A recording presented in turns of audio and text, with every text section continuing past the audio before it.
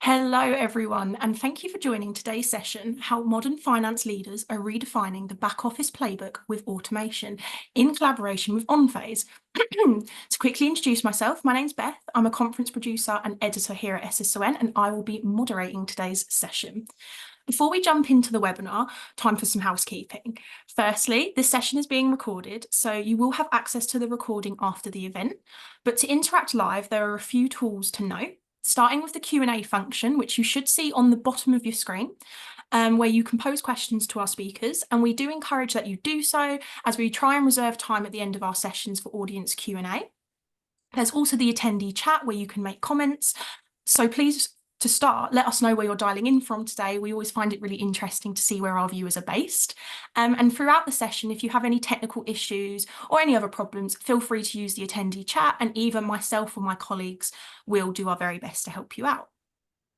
Next, it's not easy presenting online, especially when you can't see the audience. So we've included the reaction tab at the bottom of your screen where you can send a thumbs up or a smiley face. So please do so if you're enjoying the session or agree with a particular point. Next, we have our resources tab, which you guys always love. So we always include some great resources from the speakers, sponsors, and the SSO network. In this tab, you can also find out more about our speakers and connect with them on LinkedIn. So to support today's session, we have a copy of the slides for you to download and take away. We have the recent white paper on the role of AI and automation in preventing AP fraud, payment fraud. Next, we have another OnPhase report on the next era of AP and automation. We have a link to an upcoming SSON event on finance transformation. We also have the end-to-end AP automation software evaluation guide. We have a link to the upcoming SSON and OnPhase session on maximising margins and minimising mistakes with OnPhase's financial management platform. And finally, we have an exclusive offer for you guys to book a demo with OnPhase for a $50 gift card. So that was a quick run through of our platform and everything we've got available to you. So now I'm going to introduce you to our speakers, starting with John Title, who is an accomplished Senior VP of Product at OnPhase with over 20 years of experience in developing AP and payment automation solutions. He has played a key role in creating innovative software and services that enhance efficiency, increase visibility, and reduce risk for CFOs. Next, we have Ashley Feltz, who brings over a decade of experience in AP and AR with a strong background in financial management and operations. Most recently, she worked as an AP specialist for 4 years at Thompson Truck in the heavy-duty trucking industry, where she gained valuable insight into finance automation. Having worked closely with OnPhase as a customer, Ashley understands the challenges businesses face and is passionate about leveraging innovative solutions to streamline AP processes. So that's enough from me. Welcome, Ashley and John, and thank you so much. Thank you very much, Beth. Thank you, everybody, for joining today. We're excited to talk to you for a little bit about automation, especially the back office automation for the office of the CFO. We're really lucky to have Ashley with us today. Usually this is product, sales, marketing, or some industry expert talking to you about, hey, how the industry is going or what things we can be looking forward to in the future. But Ashley's got real in the trenches experience. And so it's gonna be great if she shares with us today her experience as an end user in the finance team going through the transformation. So let's go ahead and talk a little bit about what OnPhase is for, or what we kind of see as our mission, and that's to help organizations reclaim their most valuable resource, and that's time. Really, at the end of the day, there's a lot of things that organizations have to worry about managing, but time is the one that's probably the hardest for them to get their arms around and make sure that they're using effectively. Here at OnPhase, our goal is, of course, to listen to you guys, to our customers, to prospects, to those that are in the CFO's office space and the finance team. Of course, we learn and we evolve. We're just like every other organization. We do some things really well, and we've got some room for improvement. And so your feedback helps us to really make sure that we're offering both the solutions and the software that make your life better and solve your particular problems. We've had the benefit of working with customers, both large and small, over the last 2.5 decades, almost 30 years now, and helping them through their particular automation journey, solving their particular need or solving a problem that they might have in one piece of their procure to pay process. The numbers speak for themselves. Millions of invoices processed, billions of payments processed, millions of documents, all of those things that are important to the office of the CFO that are just part of the daily interactions and transactions that you have as a business. Of course, our customers trust our products and services because we really take both their particular business and their interactions with their suppliers and their partners seriously, but also because we know how important it is for security to be part of your conversation with any provider. Whether that's NOTCHA, SOC 1 and SOC 2, PCI, HIPAA, or any other industry-based audits or requirements, we're right there as your partner to help you meet and exceed those particular standards.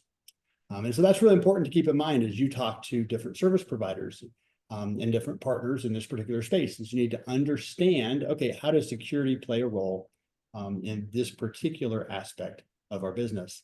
And that'll become even more important as we talk about AI. AI changes the landscape a little bit around some of these audit requirements and how we treat our data.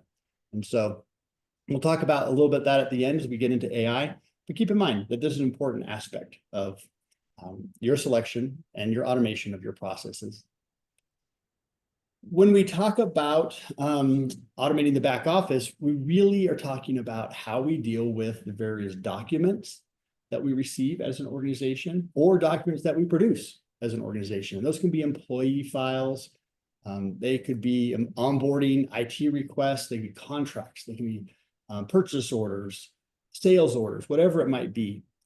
How those flow through your organization in any fashion, whether that's email, through an automated workflow, on paper, inter-office mail, in various systems, how those go through your business process so that you can make sure that they're effective and accomplish the goal for which that particular document needs to meet. When you onboard a new supplier, how do you make sure that you know who that supplier is, that you're meeting regulatory requirements of the no supplier regulations and laws? When you request goods and services from your suppliers, do they receive the appropriate purchase order requests and things like that? And of course, at the end of this whole process is usually payment, whether we're receiving payment or giving payment to our suppliers. And that really is what affects your relationship with suppliers more than anything, is that they get paid on time, that it's paid according to your contractual relationships. And you know how bad it is when things don't work and how that can really sour a supplier relationship. And when it works smoothly, it's great. And you've got a great partner in your particular process.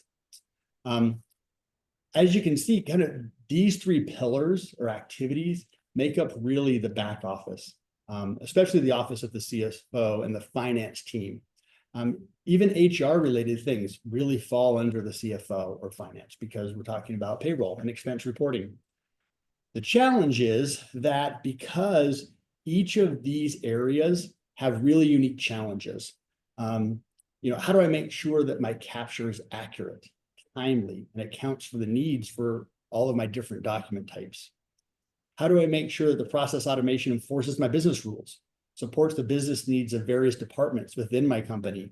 And lastly, how do I make sure that I'm both paying on time, but I'm also taking advantage of maybe more advanced payment methods, taking advantage of contractual discount terms, and things like that are both a win-win for my organization as well as my supplier. This scope and complexity in each of these various needs means that organizations have kind of popped up or formed around solving the problems in each of these pillars. And that's great. Truthfully, there are organizations that do really well in any one of these areas because they focused on that particular segment of the process.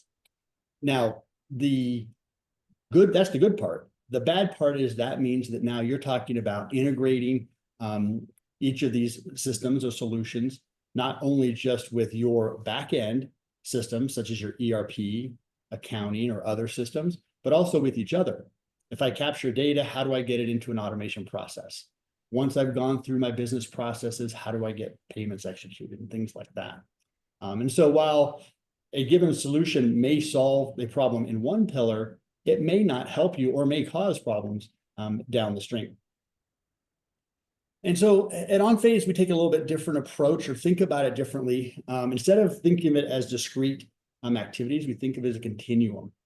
And really where we're talking about capture feeds our automation, and automation feeds our payment process. And the just cycle continues.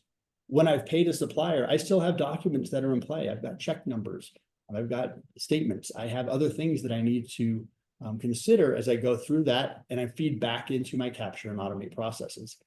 And so as we kind of look at the activities we have these same activities that we had previously, but instead of them being discrete pillars that kind of exist in a silo on their own, we're really thinking about them as part of a wheel or continuum that just continues to flow throughout the organization.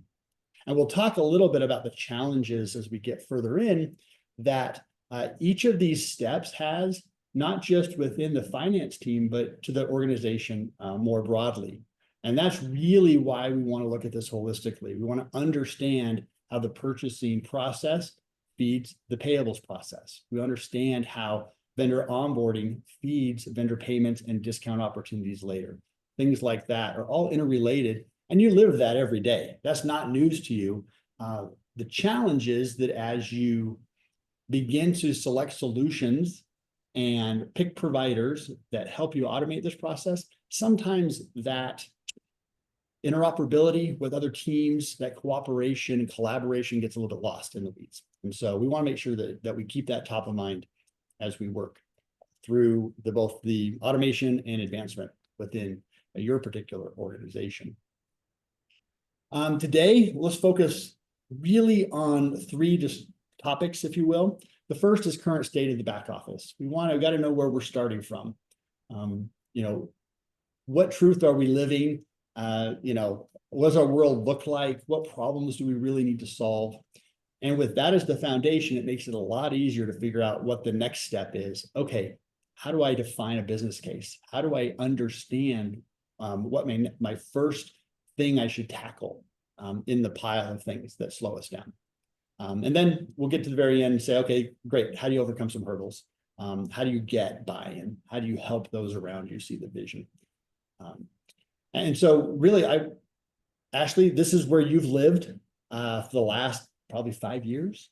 If not what has your longer. experience been going through, I guess, this process? If we're talking directly about the automation process, I always like to think like where we were at with current state, right? I was with Thompson Truck and Trailer for 4 years, and they knew that when I was walking in, I was going to need to get a handle on their current purchasing processes. And I still remember the evening, we're working late because, you've got deadlines. So regardless, you've got to get things done. And my boss says, just what do you think about our current processes? And boldly I responded, we're working like cavemen and cavewomen. We're constantly ordering pallets of paper for multiple locations, spending money on ink and every printer at every location, and a lot of the times printing the same invoice multiple times.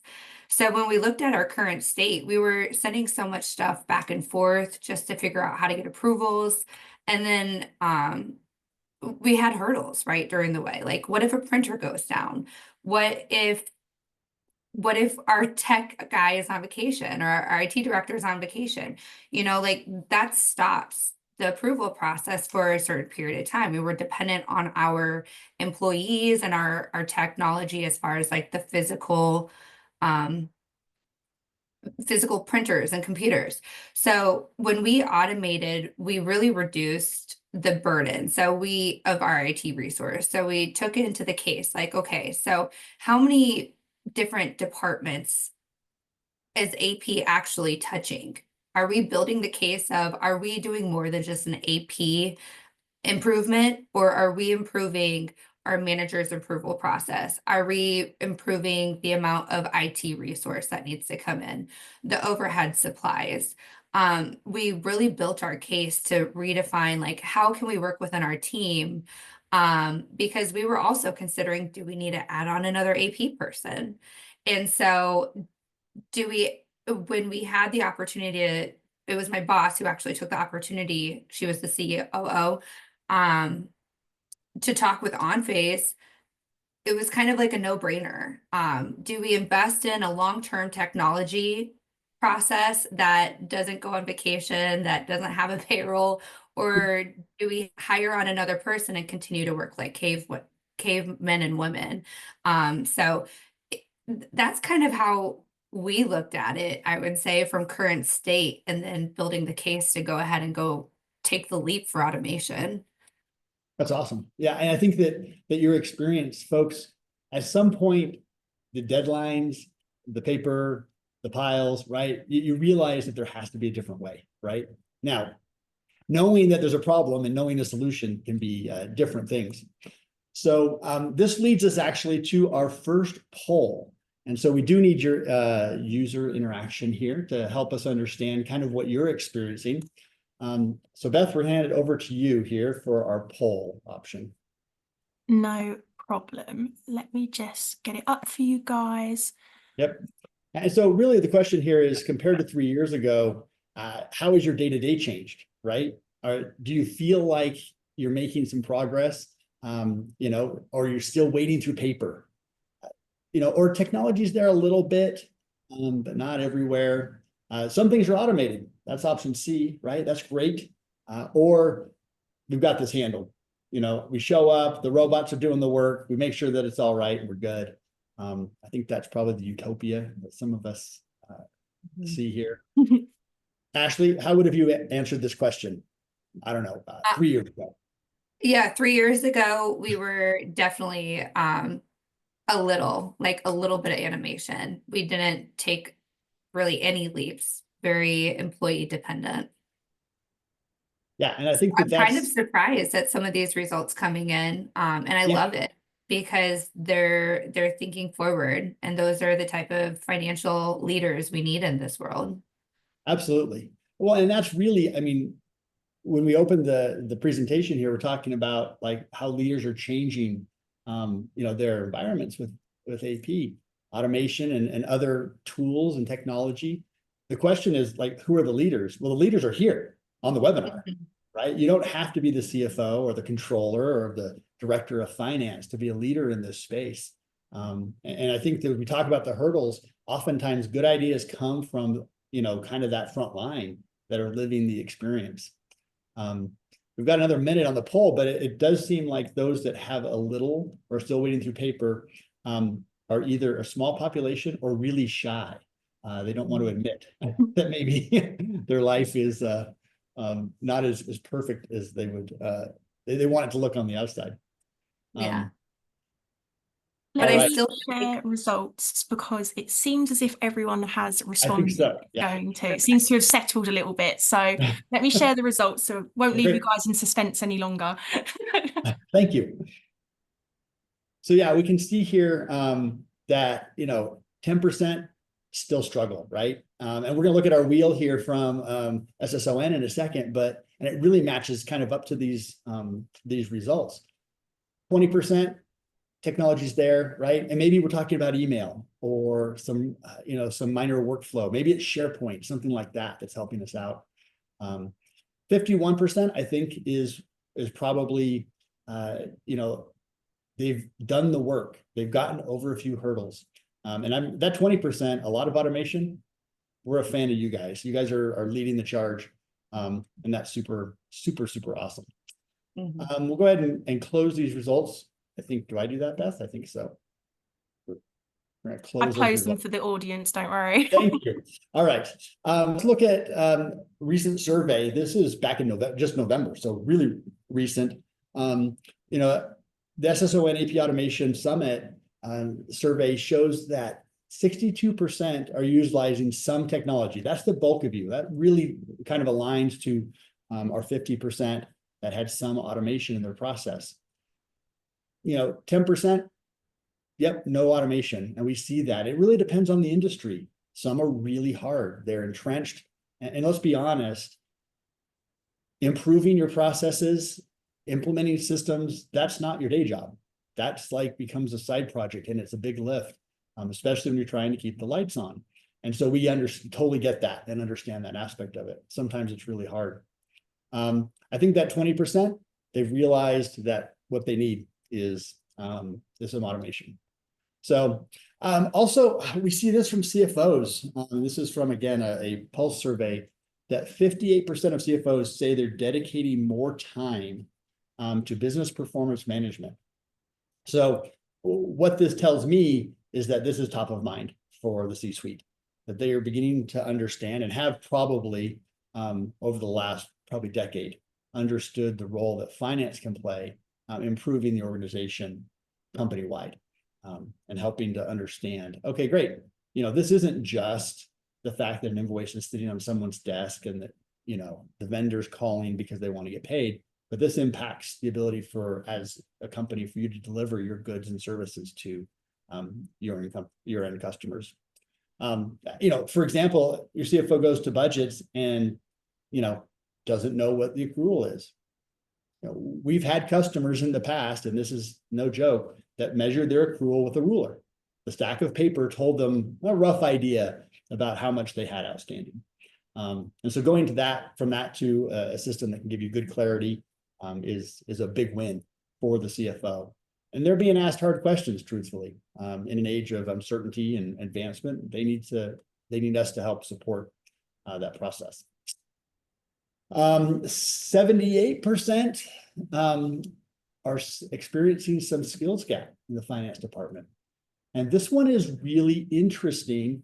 Obviously, it feels like ancient history now, but COVID changed the world a lot. I think we have a generational gap in the use of technology in the finance team. I think that, those that are coming up through the ranks in the finance area, whether it's schooling or whatever, expect technology to be a big part of their job because that's what they live with and experience every day. And if your particular organization is light in that area, then it might not feel like a great fit. And so you have both the attraction of good talent and the desire for that talent to stay and be promoted within your particular organization. Ashley, you came in to an organization probably as, someone who was used to technology and looking for certain things. What was your experience as you joined Thomson? It was challenging to operate in folder filing a little bit with vendors calling in. You have to grab an invoice quickly to just verify why our managers maybe didn't pay the sales tax, or those little notes that you're sending a check out and you need a quick answer. Well, you have to go grab it from a filing box. That was not exactly my favorite part of a day because typically those boxes are higher on the shelf and you're still looking to get your data entry in. That was always fun. I feel like we would enter, well, I was the only AP person in my role, and I would enter over 2,000 entries, debit and credit, just by myself on a monthly basis. So we're talking, when we went to automation, that changed my entire ability to have not only quicker, just quicker entries and more accurate reports for my CFO and my COO, because that's what the AP role does, is we are the ones putting in the data for them to gather what they need to look at for that future budget, for that future goal. So that was really huge to give them more real in-time cash flow opportunity on numbers. And then just in general, it was really exciting to learn the manager differences of who is comfortable, with this current state, and who's fighting to change too once we're onboarding to an automation platform, because typically the ones who fought it were the ones who loved it afterwards. It was just the change aspect. So it's hard. Yeah. Yeah. And I mean, I was a little hesitant when my cell phone became a mini computer, but now I love it. So it's just evolution and trusting the process, I think. No, absolutely. And I think we have to embrace that, right? And whether it's we've been around a while and we're used to how things are, change, it really is a constant that we need to embrace as we move forward. The last thing is that I think we see, from a metrics perspective, is oftentimes we go to this, what we seems like an easy metric of cost per invoice. I can take my AP costs and I can divide it by the number of invoices, but I think often that ignores the cost throughout the organization. What does it cost me when a supplier puts me on credit hold? What does it cost me when I lose a key supplier because they don't want to do business with me? What does it cost when a manager has to approve an invoice 3 times because our processes aren't as streamlined? And so as you think about the cost of processing an invoice or handling a payment or whatever problem that you're trying to solve, the advice is to take a broader view of that particular all the touches of that particular activity, and make sure that you're thinking about really the benefit of the automation across the whole spectrum. And lastly, and I hate to mention it because it's the downer of all the downers, and that's fraud. Fraud is on the rise. We're seeing more of this. SSON, again, back in November, 50%, see some fraud activity in their particular organization. And we've seen it among, our customers and our supplier base, and the bad guys are getting more sophisticated.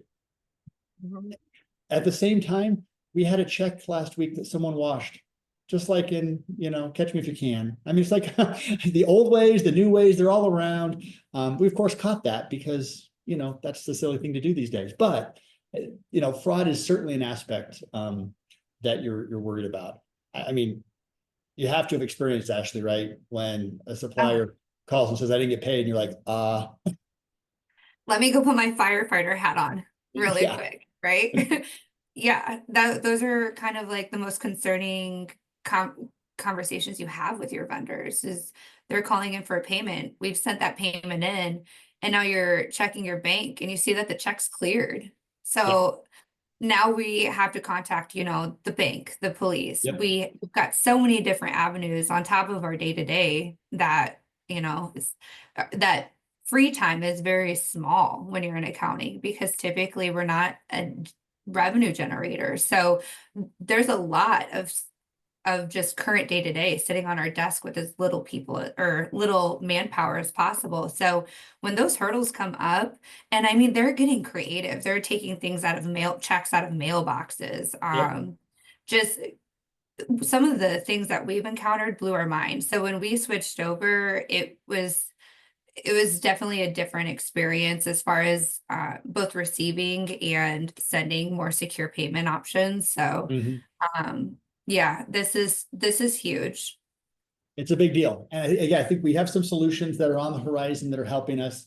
And so let's talk about some use cases. And again, we're going to lead here with a poll.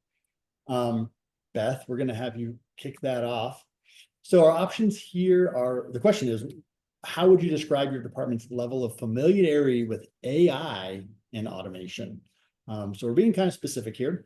So A, we're practically running on autopilot thanks to AI. The robots are running the show and we're really happy. B, moderate, we use basic, but aren't really AI or automation centric. Low, automation hasn't made its way into our processes. And D, not sure. AI, we hear a lot about it maybe, but not sure. I'll pause here and say, I'll give my little AI soapbox speech. AI is magical, but it's not like the silver bullet. You're not going to, a solution provider is not going to walk in with their AI and all of your problems will magically go away. It's super awesome to solve some really specific and troubling aspects of the finance flow. And we'll talk about that. But I think it's good to have we'll call it reasonable expectations, both to the effort it takes to get something like this up and running. And this is true across any kind of technology, but also making sure that you're solving real problems. All right, we've got a few more people that haven't responded yet, so we'll give them a minute. Ashley? I didn't really know much about AI, to be Okay. honest with you, prior to. It was to find you guys, it was kind of talking through the network of who we're currently using. Mhm.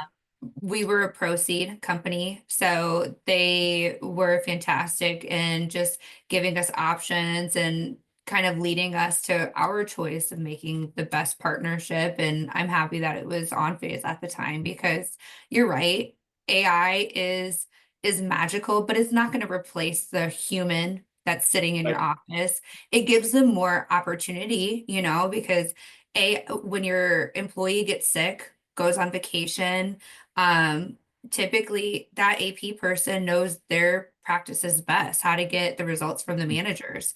What the Yeah. AI is doing is supporting them to do their job while they're able to have a life, or able to be sick and still allow Yeah. operations to go on, because Right. the workflow is still flowing, but your person isn't strapped down into that chair. Absolutely. Yeah, so there's a lot of opportunity for like just expansion, and obviously employee benefits. If somebody can do some hybrid roles, or I Yep. mean, just the door opens with when you start thinking out of the box, and you It just changes kind the of, whole landscape, right? Yeah, things that you thought yeah, might it be really does. an opportunity, yeah, become real. Our poll results Absolutely. here, 6% are practically running on autopilot. That is, we're gonna take their names and talk to them later, because that is awesome. Yeah, almost 47, almost 50% here are moderate, use basics. But they're learning. And that's, I think, what most people are going to find their way is that, okay, we're just starting this. 40% AI automation hasn't made it into our processes yet, and 8%, they're not sure. One of the things that we find is that folks aren't sure exactly how to apply some of the technologies in their particular process. Beth, you can close that. I think you closed it for the rest already, but so as we think about automation and AI, of course, CFOs, they believe that by 2035, AI and automation will have completely reshaped the organization. Reshaped can sound a little scary, but don't worry about it. It's gonna be great. What we're seeing in the marketplace is really a lean, just like, I don't know, in the 90s, OCR was the thing that everyone had to have. AI is kind of the latest buzzword and advancement that's making a big shift. As we think about our particular processes, though, where should we be using AI in this transactional world that we have, where everything's interrelated? What are some areas that we can use where we can apply, automation, AI, and think of AI as a tool? It's one more thing in your toolbox, or your provider's toolbox, to make your life better. I mean, certainly AI is playing a big role. I'll say personally in my life, I don't think I Google anything anymore. I'm always asking Chat or Grok or some other, AI the question, because I like the answers better. They're just easier to digest. My car drives me, almost everywhere by itself, which is super nice. And it seems, again, magical. But when I think about, okay, I've got a paper invoice, or I've got to get these invoices to Bob, or I've got to match my purchase orders with my invoices, what can AI do to help me there? And I think that the truth is, it can help in each of these various areas. AI-powered capture can be a lot more accurate than template-based OCR or others. And so certainly an area where you should be looking for and digging into, okay, great, how can AI help me get my invoices or other documents into my processes in a way that makes them useful? And by useful, I don't mean just that we can read the words on the PDF or the paper, but that we can actually transact them in our system. How can it help me find the right people in my organization or automate my coding, GL entry, things like that? How can it help me understand my suppliers better, understand their trends? Are there pricing issues at play that I'm not seeing, but maybe, some data mining, some data modeling can help me understand that. And of course, the one that we hate to talk about, but have to talk about, fraud.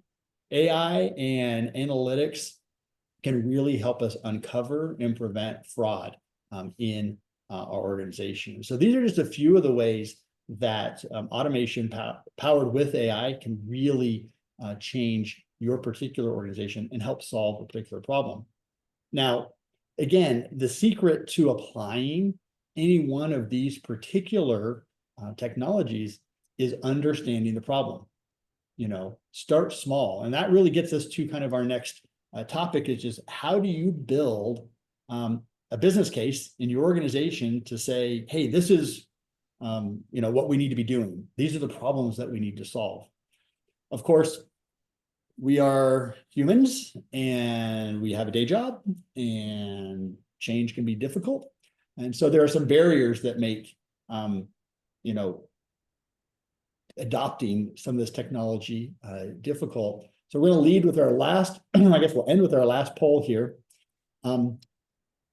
As an organization, based on either where you are now or maybe even in the past, as you adopted some of these things, what was the largest barrier for automation in your department? Was it just competing priorities? I got a day job. I'm trying to keep the lights on, keep the boss happy. Is it a fear of change? I think it's reasonable for folks to worry that, hey, if I automate this, what am I going to do? Do I have a job?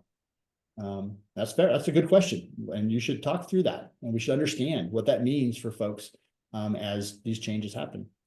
Status quo. We've always done it this way. This is the way my ancestors process invoices, and this is the way we're going to keep processing invoices. Okay, that's a thing. And if there's anything else that you see, share it in the chat. We can talk through or answer some of those questions. Ashley, in your organization at Thompson, what was the biggest barrier? Definitely the fear of change. I believe we were such a large company that running with such a small accounting team, we were just lucky. We were letting the managers drive their processes, and we were scared that the change would have a lot of pushback probably. And we were probably comfortable with our current state. But we knew we need better visibility. We needed more accurate and real-time numbers. And we were either going to have to expand on the employee side, or we were just going to have to take that leap. And it was the best choice. I think it was the best decision we've made. I believe both my COO and CFO would agree. But we can be honest, right? It took an investment, right? It took for you to kind of take a leap and work through it. Let's go ahead and Bethany share those results with the folks. We're seeing that competing priorities is really, I think, what most people face. And that's true for us at OnPhase too, right? We're always have different things that we want to accomplish. We want to keep our customers happy. We want to build new product. Everyone has to choose what they spend their time on. And sometimes it's hard to find that extra time to do a new project or push some change through the organization. Fear of change, 20%. Okay. That's normal human response. That's just, you have to live with that and figure out how to get over it. Executive sponsorship helps in that, honestly. Having a direction from leadership does help push that forward. And then, of course, status quo. And I don't take that as a negative. I don't think that comfortability with status quo is a bad thing. It works, and it has worked for organizations. I think there needs to be a conversation about, hey, status quo isn't going to work forever. There's going to come a time when it's not going to be the thing. So, well, let's talk about, okay, great. How do we overcome some of these? The first is, of course, evaluate your current process. Understand where you have things that work well. when we walk into an organization and talk to them about the opportunities that we might have to help them automate some processes, we're never looking to disrupt or displace a process that's working well. If you have an automation tool in place in Capture, great. And it's working for you, awesome. Don't replace it. Move on to the next thing. Understand the competing projects. Is your organization doing an ERP upgrade? Are you implementing a new sales order system? Is there a big push for a new product in your organization? Understand what things might be competing for the hearts and minds of others in your organization. And again, are there systems and tools that you have to use, right? You have to understand, those can be old, they can be brand new, whatever it is. Think about this ecosystem that you're operating in and work to understand, okay, great, how do we best, embody all of these things into a particular solution? Then it comes down to goals. Okay, what do we need to accomplish? What organizationally do we need to accomplish? Who do we need to include? And then look at your ideal state. By the way, the purpose of the ideal state is not to set the end goal, but to understand the steps that it takes to get there. Your ideal workflow and automation state is not going to be a home run that you hit once. You're going to have to, do a lot of little incremental changes, and chip away at the process so that you can implement things incrementally. And then the last thing, of course, is understand how you know whether or not you were successful. How does your changes reflect in hard numbers? Do they save costs? Do we improve efficiency? Have we reduced approval time? Have we increased supplier satisfaction? Whatever measurements make sense to you as an organization, track before and after. Understand soft costs. Is employee satisfaction higher? Those kind of things. And then, of course, validate that data. Don't just work on it in a bubble. Actually work to understand, okay, great. How is what we're doing impacting others? And do others see the same kind of benefits? Of course, to help with that, OnPhase has a guide to help you evaluate suppliers and vendors in this space. And that really walks you through some of the things that we've talked about. Okay, great. How do I understand my company goals? How do I highlight the savings and things like that? And so that's really just a tool that you can use to evaluate, here's how my organization can move forward and what things you need to consider. And we'll slide to the far right. Don't go it alone. At the end of the day, you don't have to just wander out into the wilderness of automation all by yourself. You can take guides with you, and that's SSON. It's other industry experts. It's others in the finance and AP world. We found that our customers are very happy to talk to other organizations about their journey. Share things like Ashley has today, things that they, that were great and things that were hard. And a good provider, honestly, will help you do that as well. So consider that. Beth mentioned at the beginning, as we wrap up here, the opportunity to have a demo. And so if you sign up for the demo, this is a webinar only offer. If you sign up for the demo using the link on this webinar, then you will get a $50 gift card. So we recommend that you do that. We have, I think, a minute or two left for questions. We've had such a good time. We've kind of pushed right to the end here.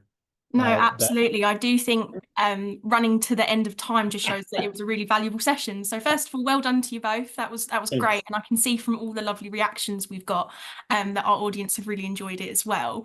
I am going to slip in a couple Q&A questions before we go, though. I couldn't bear not to do any. So let's have a look. So we did have a question come through quite early on in the session. And I'm not sure if this individual is speaking from experience, but they asked, if an automation project leads to more steps or somehow incurs more time than manual processes, is it still successful? Is it a still successful automation? I would say no. And that happens, right? Is that sometimes you go to automate something and either you've automated a bad process, that happens sometimes, where you're like, well, this really goes through 75 people, so the new automation needs to go through 75 people, and then it is worse. And that's what we look first is like, did we really change what we're trying to do, or do we just, make the robots do the same steps that we did and it's not faster? But yeah, no, I would, that gets to the metrics. If you're not saving time, if you're not improving your life, then, and this is, trust me, we've had these conversations with customers where they come to us and they're like, hey, this isn't quite working like we thought. And we, if that's how it ends, then I don't think it's successful. No. I would say though that if you're emailing back and forth to get invoices to managers, this right here, it saves you. It does, yeah. In the beginning, it's sending an invoice in, you're sending it to the manager, and let's say that it's not the correct manager. You're just doing a drop down click, resubmit, and it's in that manager's queue versus a million different times coming back and forth. So there's a professional services team within OnPhase that does an excellent job of really understanding your internal process and then providing you with an internal change process. So there's ways that they step you through to try their best to be proactive and avoid that. And that goes to with, don't go it alone, right? Any provider worth their salt is going to help you solve some of those problems. Yep. Yeah, absolutely. Amazing, thank you. And I think just to round it off, maybe we can have a couple takeaways from you both. So what sort of final advice would you give to AP professionals or leaders who are hesitant to embrace automation and AI, just to round off? Yeah, we'll let Ashley go first.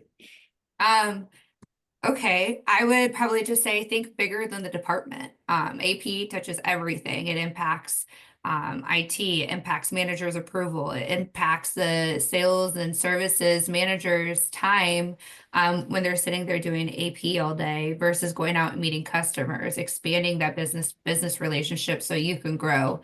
AP does that. I mean, it puts it all into one program. When I was talking about filing before, I literally just had to type in an invoice number or a dollar amount and the invoice popped right up. I mean, it solved so many problems that took so much time in the past that when you're talking about like budgeting forecasts from a CFO standpoint or employee evaluations, like you have visibility on their internal process, even though they're not in your city or state. There's so many ways that you can utilize it. You just have to think out of the box and out of the department about how AP is really interacting with the entire business cycle from start to finish. And my favorite saying was for all my managers was 30 minutes a day keeps AP away, because it really changed. Yeah, I love that. And everybody laughed in the industry or in our company. But really, if my managers put 30 minutes a day, they might not tackle everything in their queue, but they're getting current invoices approved, which was keeping our statements less than 30 days. So yeah, it's worth checking out. Absolutely. And I'll just say, I guess, Beth, as a close, don't be afraid to start small. At the end of the day, solving a small problem is a great way to start. Don't let, service providers push you around. They're going to want to sell you the whole kit and caboodle. OnPhase is the same. We'd love for you to buy everything that we offer. But there's a lot of power in starting with a small problem in a particular area, experiencing that particular benefit, and then building strength to strength from there. And so just start, and you'll be amazed at how you can actually get a lot of things done. So brilliant. Some wise words to finish our session. Thank you everyone for joining for a start and staying with us till the end. And also a massive thank you to John and Ashley for such a great session. Like I've already said, I can clearly see the audience have enjoyed it. But that is unfortunately all the time. So have a lovely day, everybody. Thanks, Beth. Thank you, Ashley. Thanks, guys.